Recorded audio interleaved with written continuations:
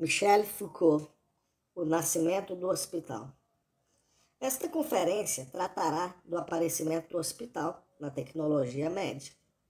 A partir de que momento o hospital foi programado como instrumento terapêutico, instrumento de intervenção sobre a doença e o doente, instrumento suscetível por si mesmo ou por alguns de seus efeitos de produzir cura?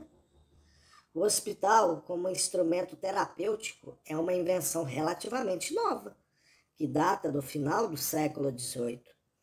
A consciência de que o hospital pode e deve ser um instrumento destinado a curar aparece claramente em torno de 1780 e é assinalada por uma nova prática, a visita e a observação sistemática e comparada dos hospitais. Houve na Europa uma série de viagens, entre as quais podemos destacar a de Howard, inglês que percorreu hospitais, prisões e lazaretos da Europa entre 1775 e 1780, e a do francês Thénault, a pedido da Academia de Ciências, no momento em que se colocava o problema da reconstrução do Hôtel Dieu de Paris. Essas viagens, inquéritos, têm várias características. Primeiro, sua finalidade é definir, depois do inquérito, um programa de reforma e reconstrução dos hospitais. Quando, na França, a Academia de Ciências decidiu enviar Thénault a diversos países da Europa para inquirir sobre a situação dos hospitais, formulou a importante frase, abre aspas, são os hospitais existentes que devem se pronunciar sobre os méritos ou os defeitos do novo hospital. Fecha aspas. Considera-se que nenhuma teoria médica por si mesma é suficiente para definir um programa hospitalar. Além disso, nenhum plano arquitetônico abstrato pode dar a fórmula do bom hospital.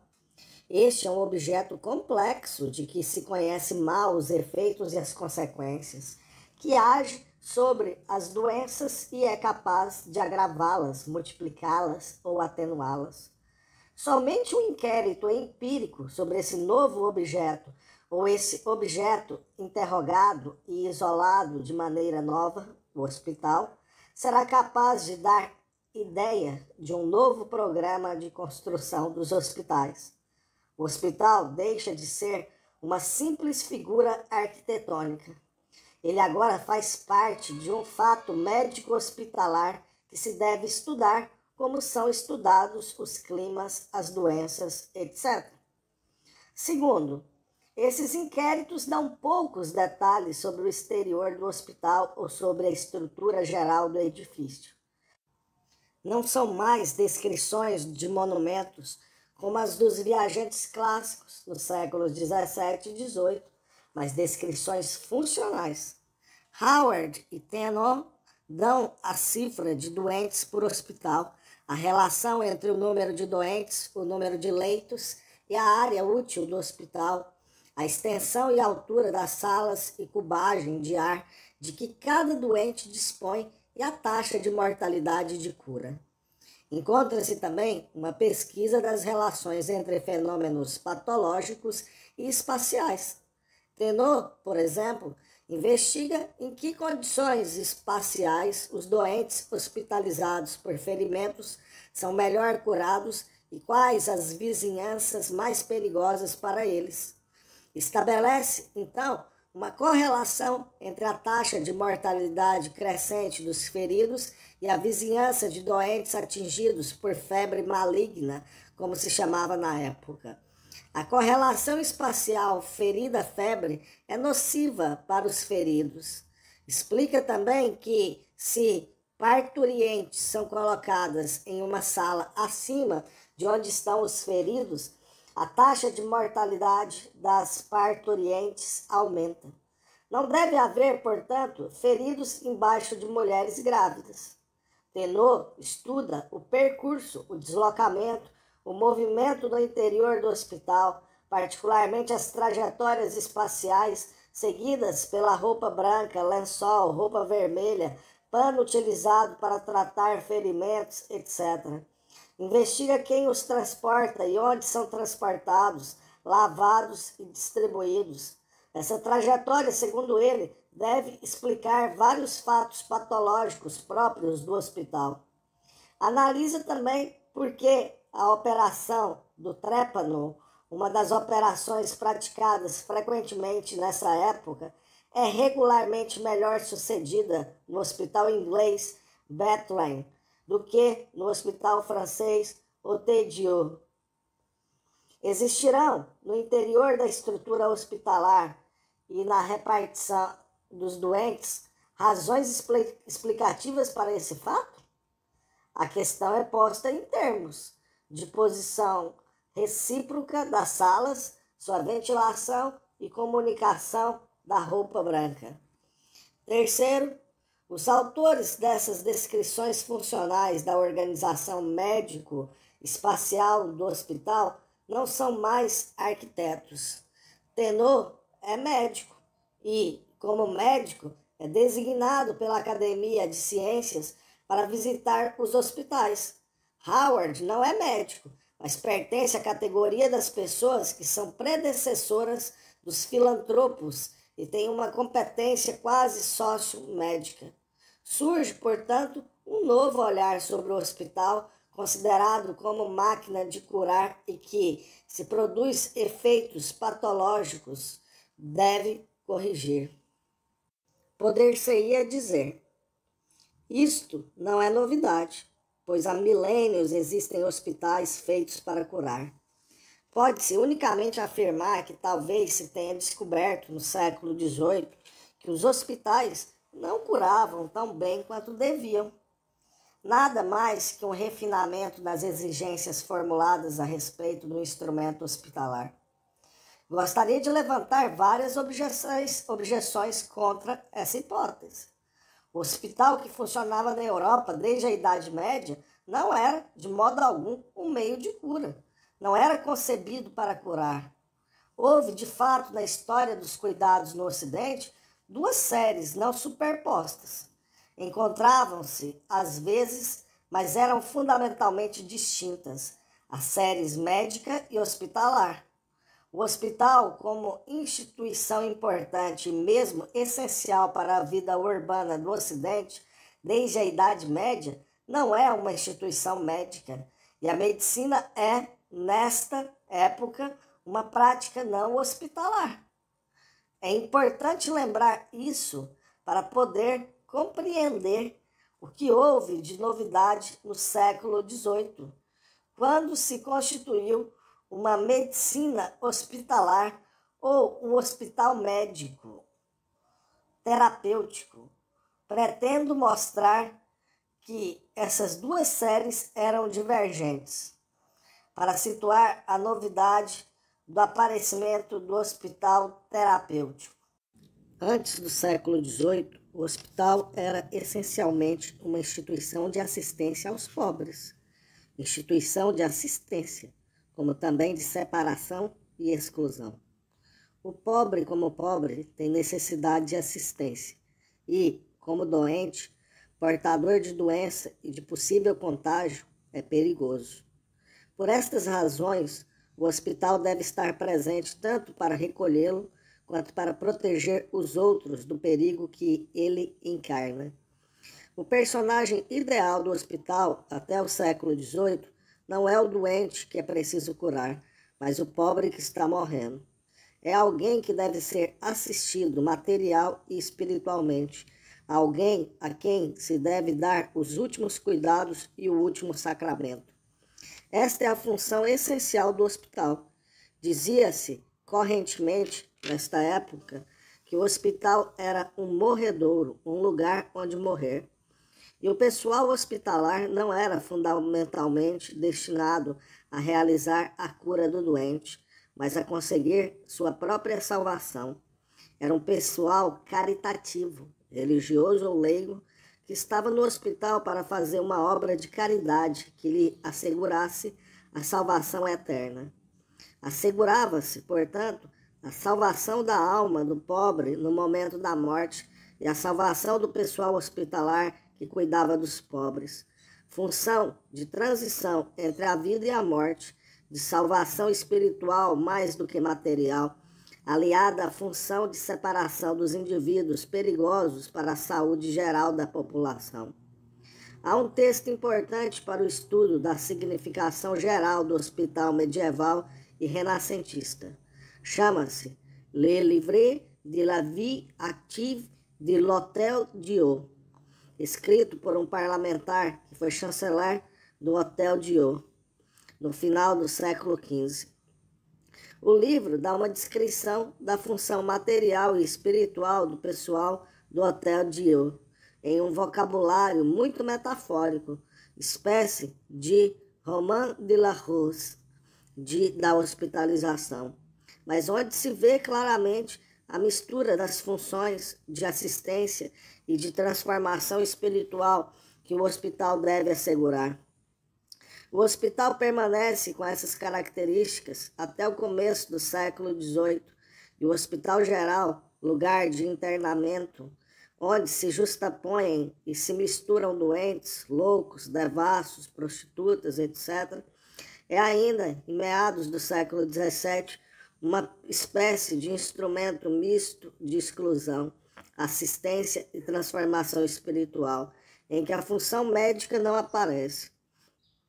Quanto à prática médica, nada havia no que constituía e lhe servia de justificação científica que a predestinasse a ser uma medicina hospitalar. A medicina dos séculos XVII e XVIII era fundamentalmente individualista. Individualista da parte do médico, qualificado como tal ao término de uma iniciação assegurada pela própria corporação dos médicos, que compreendia conhecimento de textos e transmissão de receitas mais ou menos secretas ou públicas. A experiência hospitalar estava excluída da formação ritual do médico. O que o qualificava era a transmissão de receitas e não o campo de experiências que ele teria atravessado, assimilado e integrado. Quanto à intervenção do médico na doença, ela era organizada em torno da noção de crise. O médico devia observar o doente e a doença, desde seus primeiros sinais, para descobrir o momento em que a crise apareceria. A crise era o momento em que se afrontavam no doente a natureza sadia do indivíduo e o mal que o atacava. Nesta luta entre a natureza e a doença, o médico devia observar os sinais, prever a evolução, ver de que lado estaria a vitória e favorecer, na medida do possível, a vitória da saúde e da natureza sobre a doença. A cura era um jogo entre a natureza, a doença e o médico. Nesta luta, o médico desempenhava o papel de prognosticador, árbitro e alienado da natureza contra a doença. Esta espécie de teatro, de batalha, de luta em que consistia a cura, só podia se desenvolver em forma de relação individual entre médico e doente. A ideia de uma longa série de observações no interior do hospital, em que poderia registrar as constâncias, as generalidades, os elementos particulares, etc., estava excluída da prática médica. Vê-se, assim, que nada na prática médica desta época permitia a organização de um saber hospitalar, como também nada na organização do hospital permitia a intervenção da medicina.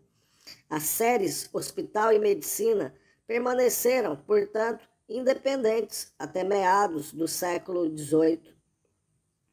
Como se deu a transformação, isto é, como o hospital foi medicalizado e a medicina pôde tornar-se hospitalar? O primeiro fator da transformação foi não a busca de uma ação positiva do hospital sobre o doente ou a doença, mas simplesmente a anulação dos efeitos negativos do hospital.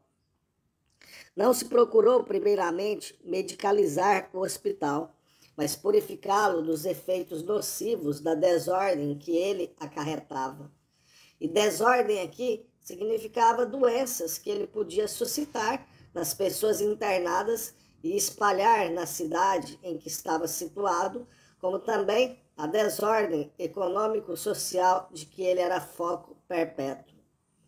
Esta hipótese de que o hospital primeiramente se medicalizou por intermédio da anulação das desordens de que era portador pode ser confirmada pelo fato da primeira grande organização hospitalar da Europa se situar no século XVII, essencialmente nos hospitais marítimos e militares. O ponto de partida da reforma hospitalar foi não o hospital civil, mas o hospital marítimo. A razão é que o hospital marítimo era um lugar de desordem econômica. Através dele se fazia na França tráfico de mercadorias, objetos preciosos, matérias raras, especiarias, etc., trazidos das colônias. O traficante fazia-se doente e era levado para o hospital no momento do desembarque, aí escondendo objetos que escapavam, assim, do controle econômico da alfândega. Os grandes hospitais marítimos de Londres, Marseille ou La Rochelle, eram lugares de um tráfico imenso, contra o que as autoridades financeiras protestavam. O primeiro regulamento de hospital, que aparece no século XVII, é sobre a inspeção dos cofres que os marinheiros, médicos e boticários detinham nos hospitais. A partir de então, se poderá fazer a inspeção desses cofres e registrar o que eles contêm. Se eles são encontradas mercadorias destinadas a contrabando, os donos serão punidos. Surge, assim, nestes regulamentos, o primeiro esquadrinhamento econômico. Aparece também, nesses hospitais marítimos e militares, o problema da quarentena, isto é, da doença epidêmica que as pessoas que desembarcam podem trazer. Os lazarentos estabelecidos em Marseille e La Rochelle, por exemplo, são a programação de uma espécie de hospital perfeito. Mas trata-se, essencialmente, de um tipo de hospitalização que não procura fazer do hospital um instrumento de cura, mas impedir que seja foco de desordem econômica ou médica.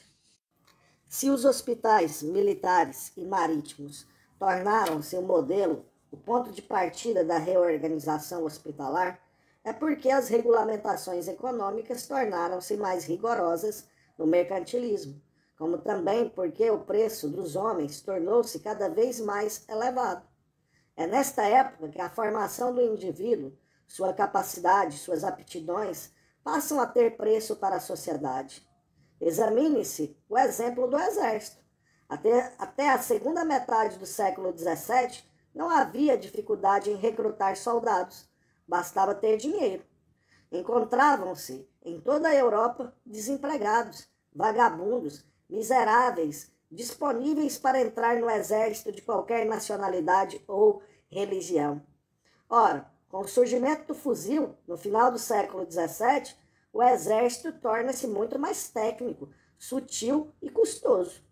Para se aprender a manejar um fuzil, será preciso exercício, manobra, adestramento. É assim que o preço de um soldado ultrapassará o preço de uma simples mão de obra e o custo do exército tornar-se-á um importante capítulo orçamentário de todos os países. Quando se formou um soldado, não se pode deixá-lo morrer. Se ele morrer, deve ser em plena forma, como soldado, na batalha, e não de doença. Não se deve esquecer que o índice de mortalidade dos soldados era imenso no século XVII. Um exército austríaco, por exemplo, que saiu de Viena para a Itália, perdeu 5/6 de seus homens antes de chegar ao lugar do combate. Esta perda de homens por motivos de doença, epidemia ou deserção era um fenômeno relativamente comum.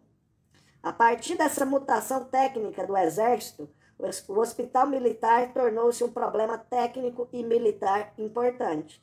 Primeiro, era preciso vigiar os homens no hospital militar para que não desertassem, na medida em que tinham sido formados de modo bastante custoso.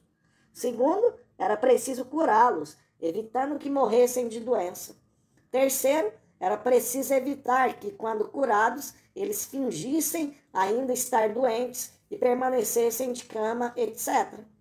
Surge, portanto, uma reorganização administrativa e política, um novo esquadrinhamento do poder no espaço do hospital militar.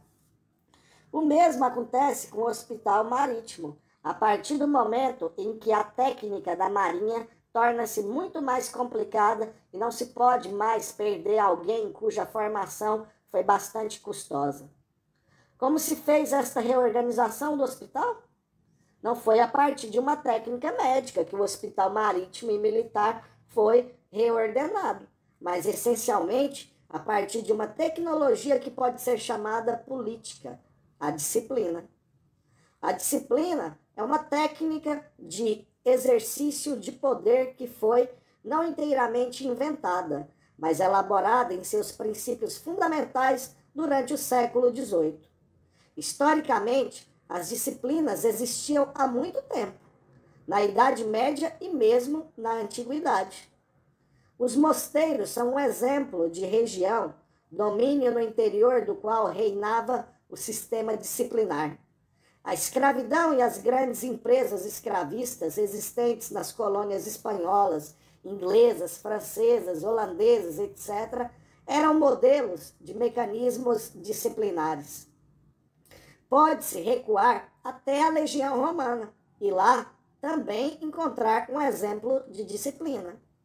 Os mecanismos disciplinares são, portanto, antigos, mas existiam em estado isolado, fragmentado, até os séculos 17 e 18, quando o poder disciplinar foi aperfeiçoado como uma nova técnica de gestão dos homens.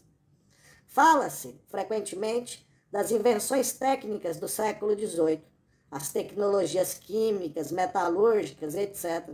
Mas, erroneamente, nada se diz da invenção técnica dessa nova maneira de gerir os homens, controlar suas multiplicidades, utilizá-las ao máximo e majorar o efeito útil de seu trabalho e sua atividade, graças a um sistema de poder suscetível de controlá-los. Nas grandes oficinas que começam a se formar, no exército, na escola, quando se observa na Europa um grande progresso da alfabetização, aparecem essas novas técnicas de poder que são uma das grandes invenções do século XVIII. Tomando como exemplos o exército e a escola, o que se vê aparecer nesta época? Primeiro, uma arte de distribuição espacial dos indivíduos. No exército do século XVII, os indivíduos estavam amontoados. O exército era um aglomerado de pessoas com as mais fortes e mais hábeis na frente, nos lados e no meio. As que não sabiam lutar eram covardes, tinham vontade de fugir. A força de um corpo de tropa era o efeito da densidade desta massa. A partir do século XVIII, ao contrário, a partir do momento em que o soldado recebe um fuzil, se é obrigado a estudar a distribuição dos indivíduos e a colocá-los corretamente no lugar em que sua eficácia seja máxima. A disciplina do exército começa no momento em que se ensina o soldado a se colocar, se deslocar, estar onde for preciso. Nas escolas do século XVII, os alunos também estavam aglomerados e o professor chamava um deles por alguns minutos, ensinava-lhe algo, mandava-o de volta, chamava outro, etc. O ensino coletivo, dado simultaneamente a todos os alunos, implica uma distribuição espacial.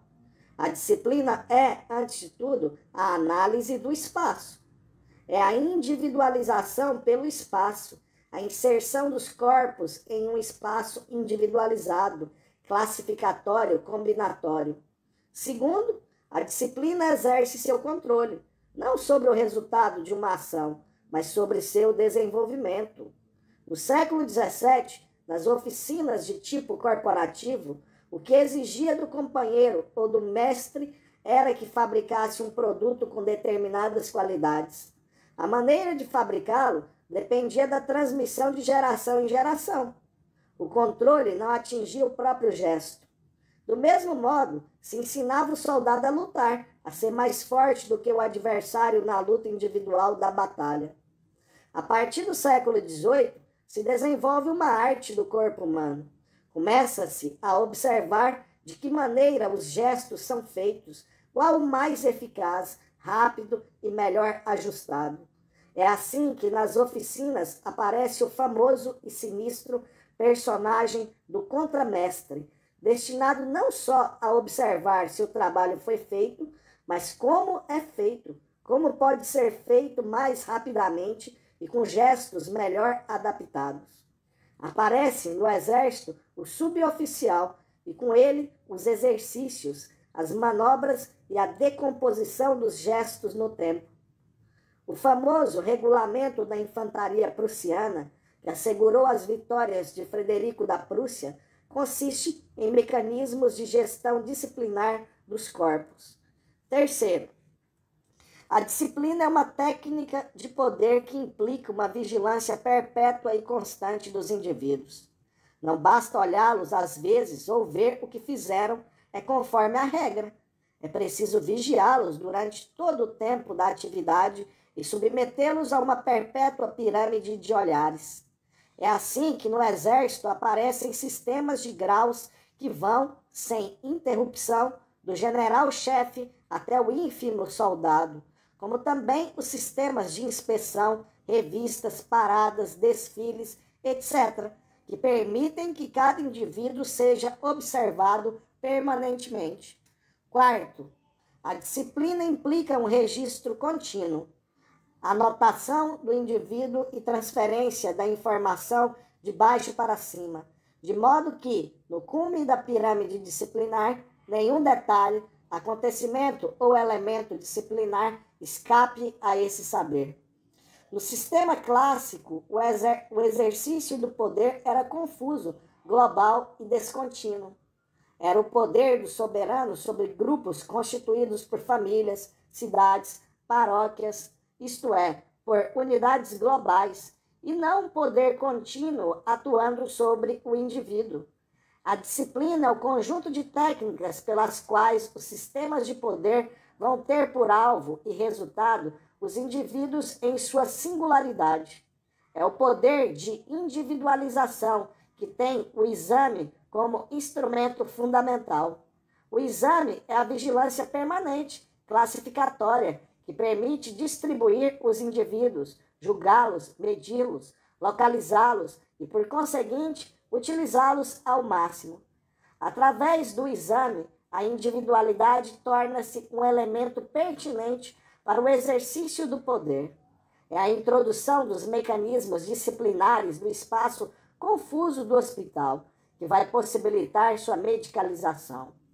Tudo o que foi dito até agora pode explicar por que o hospital se disciplina.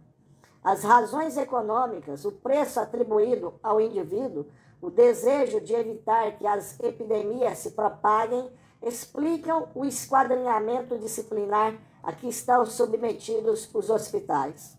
Mas se esta disciplina torna-se médica, se este poder disciplinar é confiado ao médico, isto se deve a uma transformação no saber médico. A formação de uma medicina hospitalar deve-se, por um lado, à disciplinarização do espaço hospitalar e, por outro, à transformação, nesta época, do saber e da prática médicas. No sistema epistêmico ou epistemológico da medicina do século XVIII, o grande modelo de inteligibilidade da doença é a botânica, a classificação de Linneu. Isto significa a exigência da doença ser compreendida como um fenômeno natural. Ela terá espécies, características observáveis, curso e desenvolvimento como toda planta. A doença é a natureza, mas uma natureza devida a uma ação particular do meio sobre o indivíduo. O indivíduo sadio, quando submetido a certas ações do meio, é o suporte da doença, fenômeno limite da natureza. A água, o ar, a alimentação, o regime geral constituem o solo sobre o qual se desenvolvem em um indivíduo as diferentes espécies de doença. De modo que a cura é, nessa perspectiva, dirigida por uma intervenção médica que se endereça não mais à doença propriamente dita, como na medicina da crise, mas ao que a circunda, o ar, a água, a temperatura ambiente, o regime, a alimentação, etc. É uma medicina do meio que está se constituindo, na medicina em que a doença é concebida como um fenômeno natural, obedecendo a leis naturais.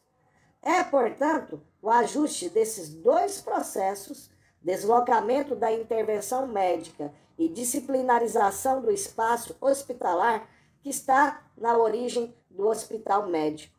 Esses dois fenômenos, distintos em sua origem, vão poder se ajustar com o aparecimento de uma disciplina hospitalar que terá por função assegurar o esquadrinhamento, a vigilância, a disciplinarização do mundo confuso do doente e da doença, como também transformar as condições do meio em que os doentes são colocados. Se individualizará e distribuirá os doentes em um espaço onde possam ser vigiados e onde seja registrado o que acontece. Ao mesmo tempo, se modificará o ar que respiram, a temperatura do meio, a água que bebem, o regime, de modo que o quadro hospitalar que os disciplina seja um instrumento de modificação com função terapêutica. Admitindo-se a hipótese do duplo nascimento do hospital pelas técnicas de poder disciplinar e médica de intervenção sobre o meio, pode-se compreender várias características que ele possui. Primeiro, a questão do hospital, no final do século XVIII, é fundamentalmente a do espaço ou dos diferentes espaços a que ele está ligado. Em primeiro lugar, onde localizar o hospital para que não continue a ser uma região sombria, obscura, confusa, em pleno coração da cidade, para onde as pessoas afluem no momento da morte e de onde se difundem perigosamente miasmas, ar poluído, água suja, etc. É preciso que o espaço em que está situado o hospital esteja ajustado ao esquadrinhamento sanitário da cidade. É no interior da medicina do espaço urbano que deve ser calculada a localização do hospital.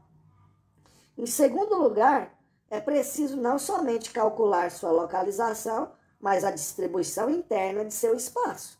Isso será feito em função de alguns critérios. Se é verdade que se cura a doença por uma ação sobre o meio, será necessário constituir em torno de cada doente um pequeno meio espacial individualizado, específico, modificável segundo o doente, a doença e sua evolução. Será preciso a realização de uma autonomia funcional, médica, do espaço de sobrevivência do doente.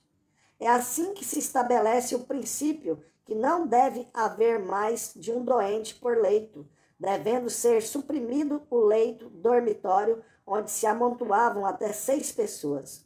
Será também necessário construir em torno do doente um meio manipulável que possibilite aumentar a temperatura ambiente, refrescar o ar, orientá-lo para um único doente, etc. Daí as pesquisas feitas para individualizar o espaço de existência, de respiração dos doentes, mesmo em salas coletivas. Houve, por exemplo, o projeto de encapsular o leito de cada doente em um tecido que permitisse a circulação do ar, mas bloqueasse os miasmas. Tudo isso mostra como, em sua estrutura espacial, o hospital é um meio de intervenção sobre o doente. A arquitetura do hospital deve ser fator e instrumento de cura. O hospital exclusão, onde se rejeitam os doentes para a morte, não deve mais existir. A arquitetura hospitalar é um instrumento de cura, de mesmo estatuto de um regime alimentar, uma sangria ou um gesto médico.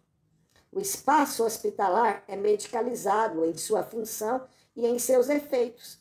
Esta é a primeira característica da transformação do hospital no final do século XVIII. Segundo, transformação do sistema de poder no interior do hospital.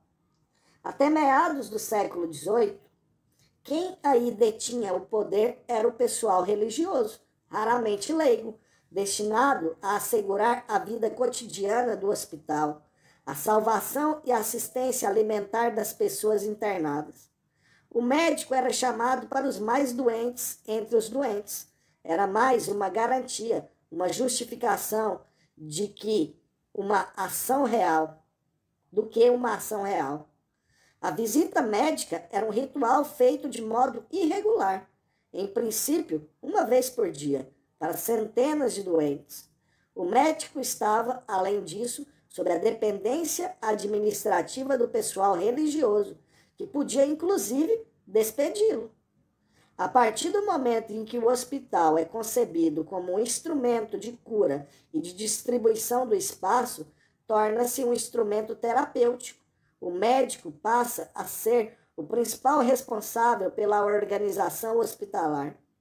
A ele se pergunta como se deve construí-lo e organizá-lo, e é por este motivo que Tenon faz seu inquérito. A partir de então, a forma do claustro da comunidade religiosa, que tinha servido para organizar o hospital, é banida em proveito de um espaço que deve ser organizado medicamente. Além disso, se o regime alimentar, a ventilação, o ritmo das bebidas, etc., são fatores de cura, o médico, controlando o regime dos doentes, assume, até certo ponto, o funcionamento econômico do hospital, até então privilégio das ordens religiosas. Ao mesmo tempo, a presença do médico se afirma, se multiplica no interior do hospital. O ritmo das visitas aumenta cada vez mais durante o século XVIII. Se em 1680 havia no Hotel Dieu de Paris uma visita por dia, no século XVIII aparecem vários regulamentos que sucessivamente precisam que deve haver uma outra visita à noite para os doentes mais graves, que deve haver uma outra visita para todos os doentes, que cada visita deve durar 2 horas e, finalmente, em torno de 1770, que um médico deve residir no hospital e pode ser chamado ou se locomover a qualquer hora do dia ou da noite para observar o que se passa. Aparece assim o personagem do médico de hospital, que antes não havia. O grande médico, até o século XVIII, não aparecia no hospital. Era um médico de consulta privada, que tinha adquirido prestígio graças a certo número de curas espetaculares. O médico que as comunidades religiosas chamavam para fazer visitas aos hospitais era, geralmente, o pior dos médicos. O grande médico de hospital, aquele que será mais sábio quanto maior for a sua experiência hospitalar, é uma invenção do final do século XVIII.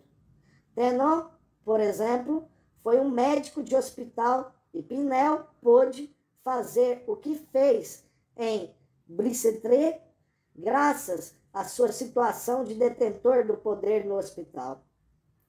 Essa inversão das relações hierárquicas no hospital, a tomada de poder pelo médico, se manifesta no ritual da visita, desfile quase religioso em que o médico, na frente, vai ao leito de cada doente, seguido de toda a hierarquia do hospital, assistentes, alunos, enfermeiras, etc. Essa codificação ritual da visita, que marca o advento do poder médico, é encontrada nos regulamentos de hospitais do século XVIII, em que se diz onde cada pessoa deve estar colocada, que um médico deve ser anunciado por uma sineta, que a enfermeira deve estar na porta com o caderno nas mãos e deve acompanhar o médico quando ele entrar, etc. Terceiro, organização de um sistema de registro permanente e, na medida do possível, exaustivo do que aconteceu. Em primeiro lugar, técnicas de identificação dos doentes. Amarra-se no punho do doente uma pequena etiqueta que permitirá distingui-lo, mesmo se vier a morrer. Aparece em cima do leito a ficha com o nome e a doença do paciente. Aparece também uma série de registros que acumulam e transmitem informações. Registro geral das entradas e saídas em que se anota o nome do doente, o diagnóstico do médico que o recebeu, a sala em que se encontra e depois se morreu ou saiu curado. Registro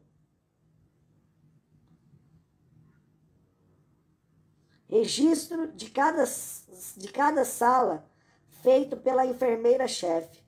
Registro da farmácia, em que se diz que receitas e para que doentes foram despachadas.